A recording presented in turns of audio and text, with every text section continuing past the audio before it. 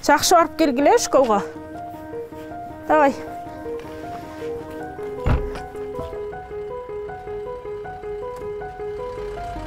Жақсы барып келгіле.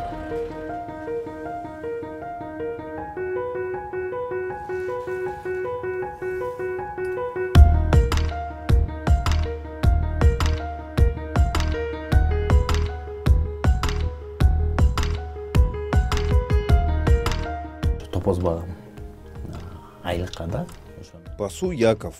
Мне платят зарплату, так и содержим семью. Мы живем в достатке, детям всего хватает. У каждого своя роль в жизни, и мне моя нравится.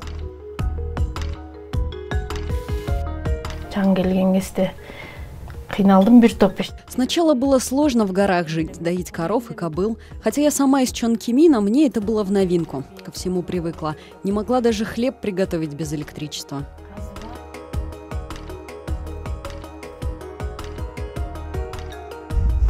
Бүгін ертемене біз келгенде минус 21 ұстадық.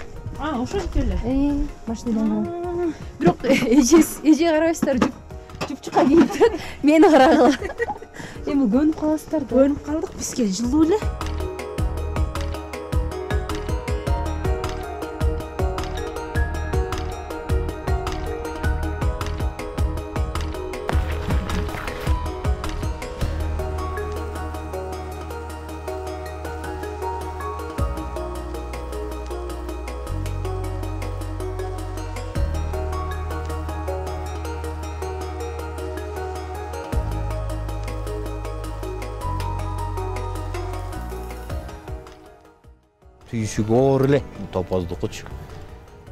Яков разводить нелегко. Скажем, утром вышел поглядеть, где они пасутся, а после обеда уже снег и вьюга начинается.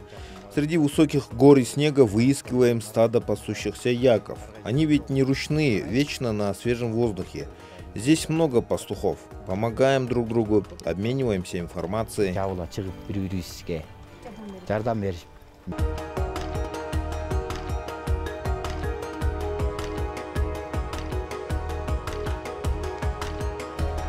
Неден 5 алып келдим сен?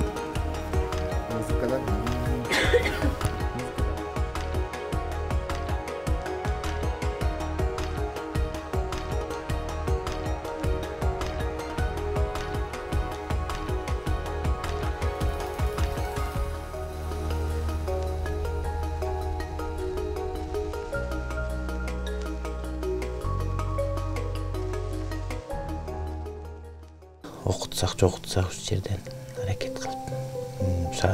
Мы хотим дать им хорошее образование, чтобы они не отставали от городских детей, чтобы посмотрели мир.